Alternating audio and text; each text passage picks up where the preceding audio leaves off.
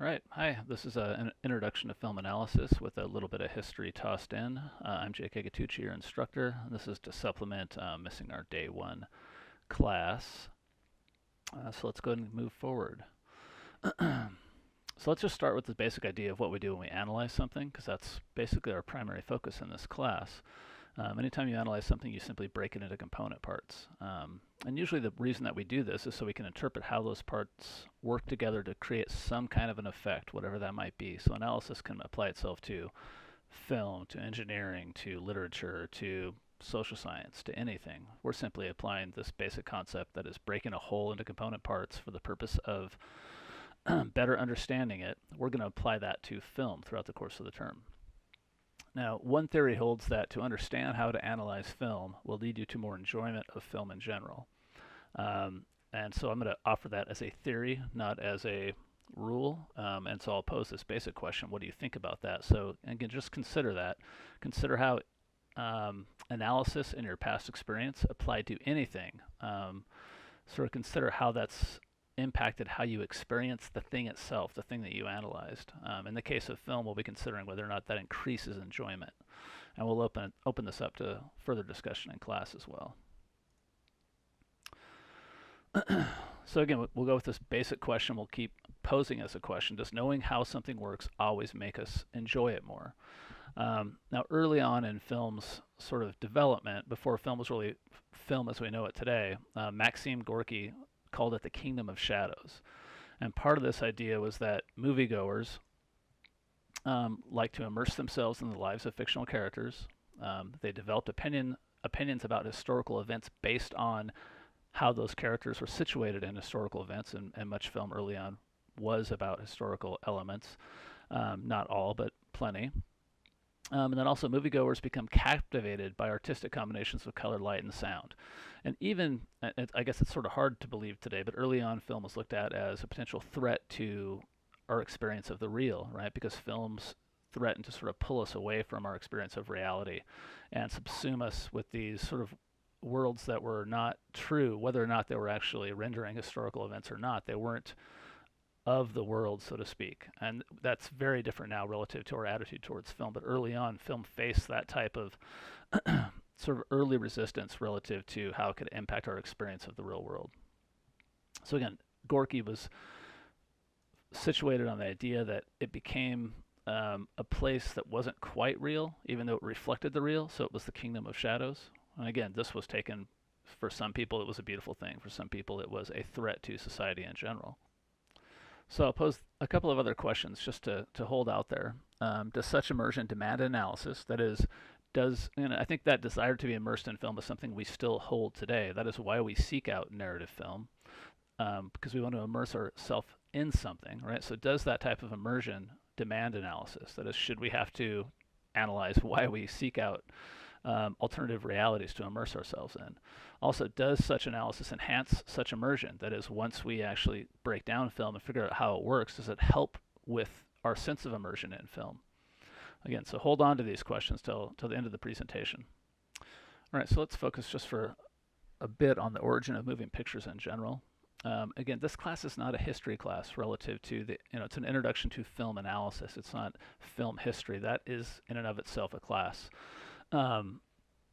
But we're going to talk just a little bit of context, right? So an individual named Edward Muybridge and also Etienne Jules Marey, these are both early innovators in film, and they preceded Thomas Edison by about 16 years, give or take, depending on how you look at the history. So both these individuals, Muybridge and Marey, before Edison advanced photographic technology to the point where moving images could be captured on film. Now, Edison perfected this for sure, but it was Muybridge and Marey who basically started the process in 1872. So at this point, again, remember this is a Prezi and you have access to it. Go ahead and go into this YouTube image here, and it's going to discuss sort of this image and what Muybridge did specifically with this image. And it has to do with him being commissioned early on to just an individual at Stanford in California wanted to know if at any point during a horse's gallop, whether all 4 feet were off the ground. And so part of what Muybridge did to sort of try to prove either that that did occur or didn't was to use cameras in a certain way that basically led to the development of moving images. So go ahead and watch this brief video just to see sort of how the early development of film sort of began. And then I'm going to assume you're going to pause at this point and then come back to the video, but I'm going to go ahead and move on to the next slide. So again, pause, watch this YouTube video right here, and then come back and go ahead and we'll proceed. Now in 1888, Edison focused on motion picture technology, and this is after Muybridge had already sort of innovated on trying to prove whether or not a horse's hooves were off the ground all at once or while it ran, and started the process of developing moving picture technology. He just perfected it, and he allowed film to become sort of a mass market entertainment medium, though in a very different format than what you're used to today. So these things called actualities, and you can think of these as early documentaries. They would be set up in Nickelodeons, right? So this little image here is like a Nickelodeon, just a little theater, you know. You could go in and pay a certain amount, whatever it might be, 5 cents. Popular shows for 5 cents. And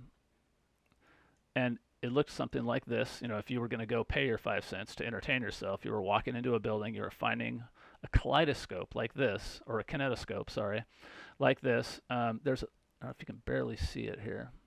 You know, he's looking into a small device right here, and he's watching anywhere from a minute to an 8-minute film.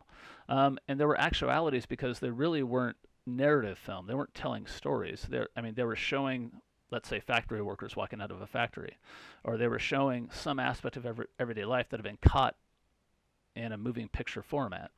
And so part of what you have to come to terms with as a modern film viewing audience is that we were once entertained by just watching anything that was caught on film and showed movement, right? That was a new and innovative and revolutionary aspect of our culture. And we pay money to go see it. Again, imagine paying money simply to sit down and watch people walk out of a factory in black and white, no less. That's what early on, that's how much moving pictures captured the imagination of individuals in our culture and world culture in general. So a little bit of a timeline, and there's much more to film history than this, but this is the basic timeline that will sort of get us grounded. Right, so if we go back to the early aughts or 1910s, 1920s, this is the rise of narrative film. This is when the studio and the star system was established in Hollywood. The assembly line model of industrial production was something that had been in effect for quite a long time, and Hollywood studios took this sort of model of industrial production and applied it to making films. Right, so there were big studios like Columbia and Universal. That would basically contract to stars, right, for multiple films, and just churn out movie after movie to an audience that was just, again, if you think of how, the fact that we were satisfied by kinetoscopes and just watching documentaries and watching any moving film, imagine how enraptured we were once we actually were given a story on film, especially later on once color was developed. But even early on, this studio system was churning out films because films were making a lot of money. There was high demand, just like there is now. But the venues for film were very different than what you experience today. That is very traditional theater-based gatherings of large gatherings of people going to see movies in theaters, and expecting movies to be churned out over and over again in quick succession, with the same stars being a draw. By the time the 50s rolled around, you had the rise of television. So this now was the first real competition for moving picture storytelling that film had come up against. And it did have an impact on film, and it also had an impact on how people chose to actually receive audiovisual narratives. Right. So again, television became an aspect of competition for film. By the time the 70s rolled around, you had another aspect of competition roll into the market. That is, you had video technology like VHS and Beta. That is, people could buy VCRs. They could go rent a movie. They could watch it at home. Right. So again, we had other choices for how we watched films. So it started to change some of the dynamics of the film industry at that point. In the late 1990s, you had the first DLP cinema projector was used, and this was to film the Star Wars Episode 1, The Phantom Menace. And the idea was that it gave you a different aesthetic experience of film because of the DLP cinema projector having, in terms of aspect ratio and visual quality, was better than traditional film, better than TV.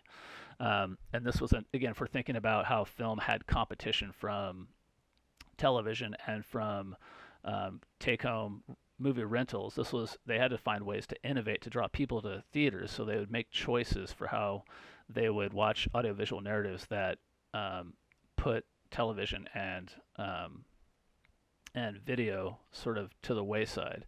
It didn't exactly work, right? But you could see attempts being made. And what we see now today is the use of IMAX in multiple formats, whether it's 3D or just IMAX in general, or real 3D innovations in film that are meant to draw the viewer in to see a movie because they can't experience the movie in that way in any other of the formats that they have as options for which to receive that audiovisual narrative. So that development began in the 1990s. By 2008, right, and to the present, consumers have become accustomed to consuming audiovisual narratives on small mobile screens. This poses significant challenges to both filmmakers and film exhibitors. That is, it poses a primary challenge to theaters in terms of trying to stay ahead, also trying to keep prices down, because we have so many options from which we can choose to watch audiovisual narratives. So again, that's where we are today. And when I say challenges, I mean, it also has led to plenty of innovation as well in terms of filmmaking, where we expect to actually be able to receive a film. It also has opened up a large amount of doors relative to who can make films and how those films can be marketed. All right, so again, there's our basic timeline of film history. This is sort of what we'll reference in class. Keep in mind, film history is much more deep than this. Again, in and of itself, film history would be a class. This is just the little bit of history that we'll keep as our context as we move forward. So our rather narrow focus in FA 101, or Introduction to Film, is a narrative film. So we'll be looking at audio-visual narratives, like contemporary film that basically is focused on telling a story. We won't be touching on the avant-garde. We won't be touching on documentary, though those both have narrative structure in them. We'll be focusing on more traditional narrative film.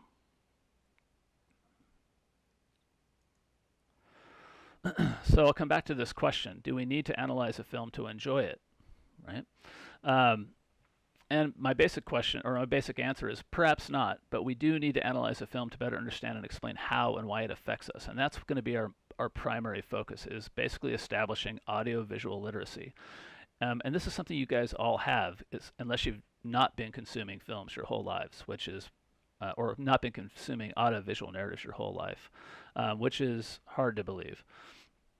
Though there might be some exceptions, and we can talk about that in class as well.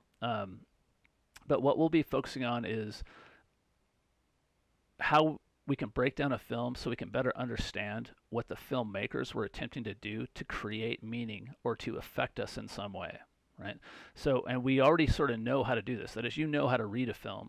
And if just think of those moments in any film or any TV show where you know what's going to happen next, and you know what's going to happen next. So, do we need to analyze film to enjoy it?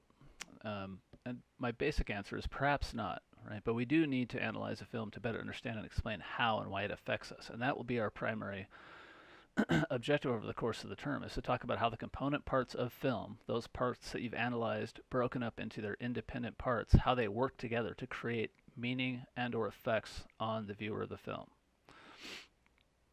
And we'll call this audiovisual literacy. Now, that's not to say that you're not already literate in this respect, because you are, right? We're just going to apply common concepts and common terminology that we can all share to talk about how film works to create that effect. And you'll find that you're basically falling back on stuff that you already know quite a bit about.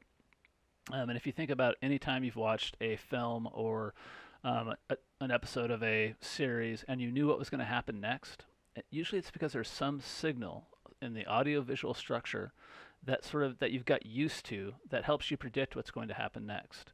And that's you being audio-visually literate, right? But all we're going to do, again, is we're going to apply terms and concepts that describe common audio-visual literacy ideas, and we'll use that as common ground so we can all talk about how films affect us using the same language and the same terminology. Okay. So things that we'll consider in film analysis, and these are the basic things. We'll consider many, many things, but these are basic elements. One, audience expectations, and that is viewer expectations play a role in the creation of meaning. It's not just on the part of the filmmaker and the construction of the film using those component parts of film, right? Our expectations for the film, how we react to different actors, how we react to different settings, all of that plays into the creation of meaning. So we'll give credence to that as well. But we'll also pay attention to the orchestration of detail, big and small, in films.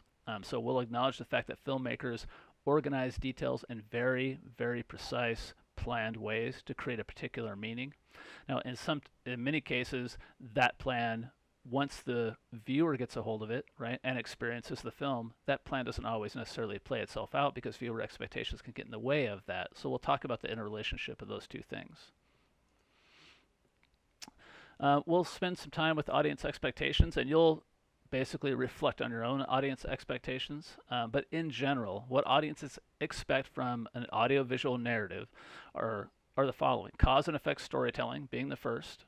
We also expect characters with clear motivations. We want conclusions that resolve conflicts.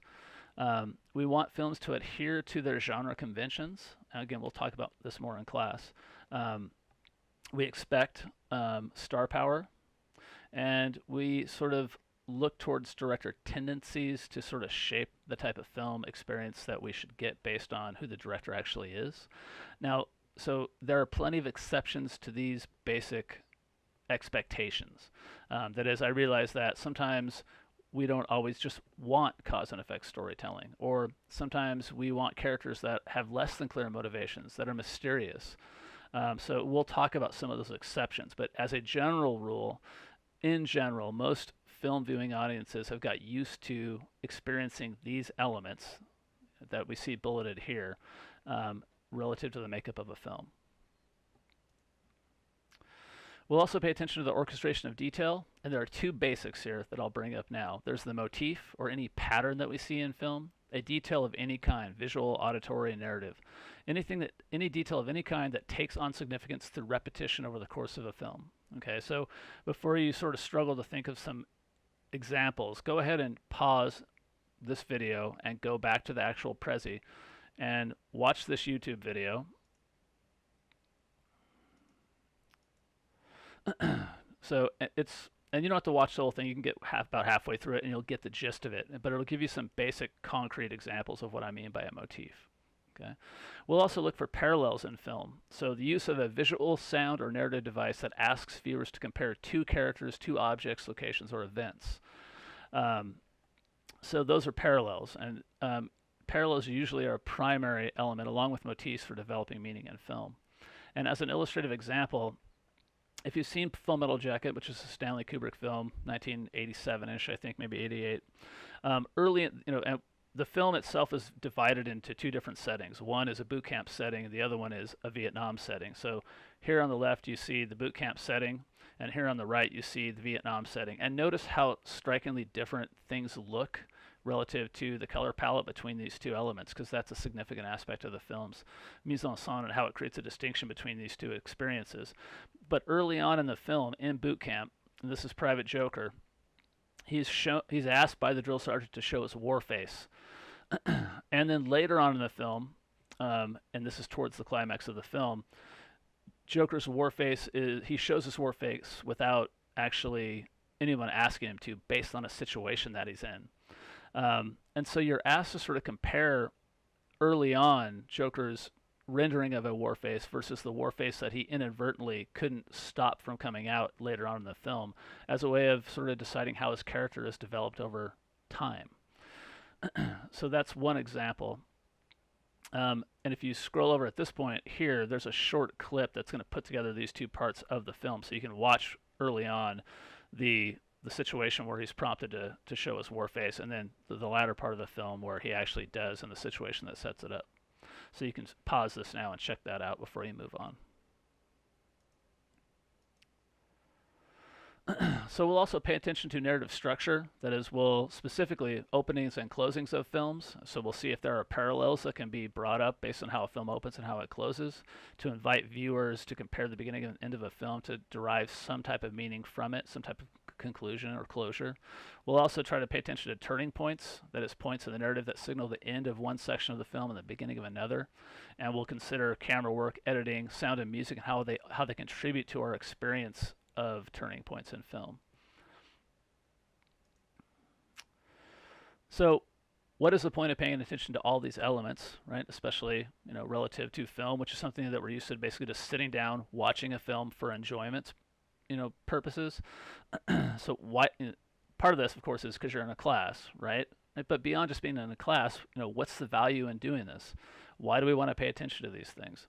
And there's lots of different answers, but here's two basic ones. One is to articulate ideas and feelings derived from watching a film and actually be able to explain how the film created them. So if you say, this film made me feel this, or this film, I think it means this, right? You'll be able to actually back that up by talking about how the film created that meaning, right? In the end, film analysis is the pursuit of being able to not only identify meaning in film, but to be able to explain how the audiovisual tools used to construct the film are orchestrated to create that meaning. So our whole purpose in analyzing film is to break it into component parts and talk about how those parts basically work together to create meaning, right? And then to balance that out with our own expectations and how they may or may not have gotten in the way of the creation of that meaning based on what the filmmakers planned.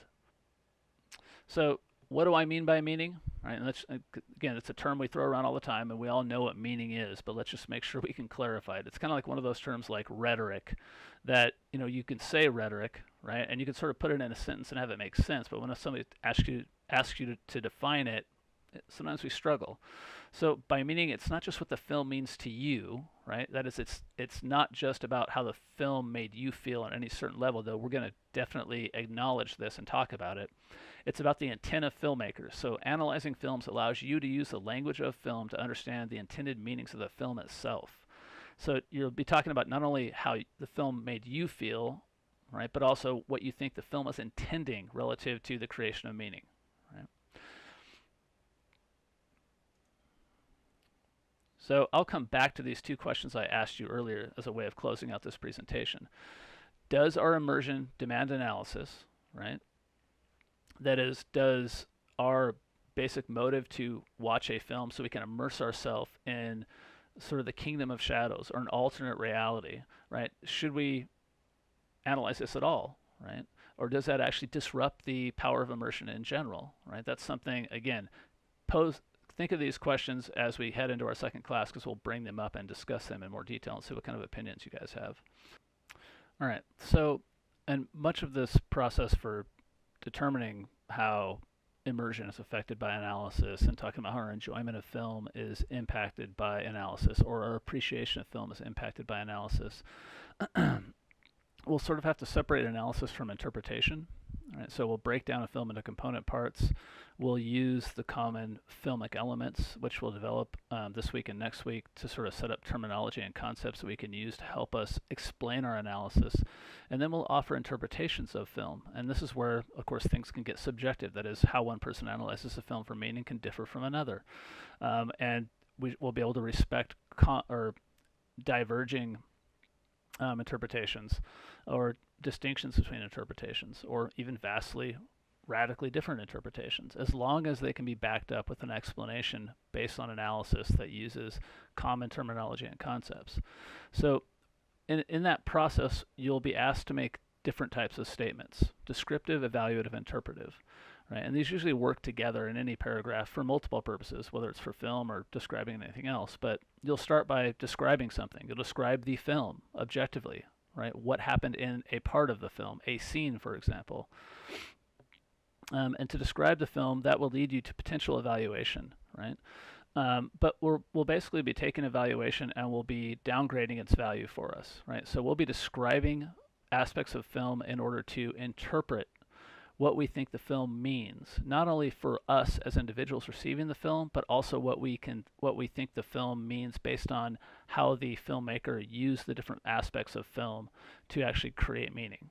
Okay, and we'll acknowledge potential variations between the two. If that helps us or if that brings us back to evaluation, then that's fine. But there's no aspect of this class where you'll be reviewing a film for whether it's good or bad, right? We'll talk at times about something that was poorly done or a film that we think is bad, but we'll try to, again, like I say, we'll deprioritize evaluation and we'll privilege description and interpretation. And I know another way of thinking about this is this class could use the worst films, the worst B movies ever made, and still talk about and illustrate the filmic elements. Right? So it's really not about finding wonderful movies. And the two movies that we're going to watch this term early on, I mean, you might think they're great movies or you might think that they're terrible movies, but I didn't choose them based on their unevaluative sort of approach to them. I chose them because they both tell a story. They both use film elements in a way that is relatively innovative. Again, this is also relatively subjective. That would allow us to basically apply concepts and terms from the filmic elements to how the films created meanings over the course of their story. So again, we're going to be privileging description, objective description of what happens in a film and how the different filmic elements get used in order to interpret what we think the film is going for relative to communicating meaning. And then if we come back around to evaluation, that's perfectly fine. Okay, so as a starting point, sort of with these three terms, I want you to go ahead and watch this scene, right? And this is a scene from Full Metal Jacket. And then I simply want you to describe, evaluate, and interpret the scene. And again, at this point, you don't have to devalue evaluation, or you don't have to deprioritize evaluation. I just want you to basically practice with the application early on of what it means to make distinctions between describing something, evaluating it, and interpreting it, right? So don't worry about getting graded like with it's not going to be 4 points, this assignment. It's just to play around with how we approach the process of describing, evaluating, and interpreting something. So there'll be vast variation, and we'll acknowledge that and talk a little bit more about it in class.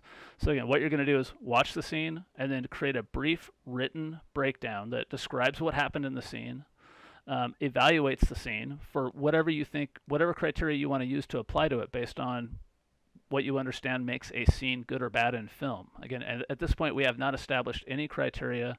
We have not established any terminology, so you're free to use your own. So evaluate based on your own criterion, and then go ahead and interpret what you think the scene means. What was it trying to communicate, right? What does it say about character development? Like, what was the point of this scene? And now, if you've seen Full Metal Jacket and you want to put that interpretation of meaning into a broader context because you've seen the whole film, that's fine. But if you haven't seen Full Metal Jacket or you haven't seen it recently, just consider the scene a little mini moment. What does the scene seem to want to say about its subject matter, right? And then once you're done with this, what you're going to do is post to our discussion board. So, and that discussion board is in our Blackboard class. So once you're in this Blackboard class, if you go over to this left-hand column and you go down to Course Tools, you'll see discussion boards. Click on that. You'll see 3 discussion boards in here. You want to go to the first one, which is Day 1 homework. So it says post your description, evaluation, interpretation work to this forum no later than the beginning of Tuesday's week 1 class. So basically our second class meeting, which will basically be our first class meeting. So you go to Day 1 homework. And if you're the first one in here, you'll see no items found. What you want to do is create a thread, give it a subject, and then copy and paste your write-up right into this box and hit submit, and you'll start to see the discussion board populate with other posts from your classmates and yourself. Once you're done with that, you're ready to go, ready to step right into Tuesday of week 1, and that'll be the first time we meet, and I will see you then. Thanks for listening. Bye.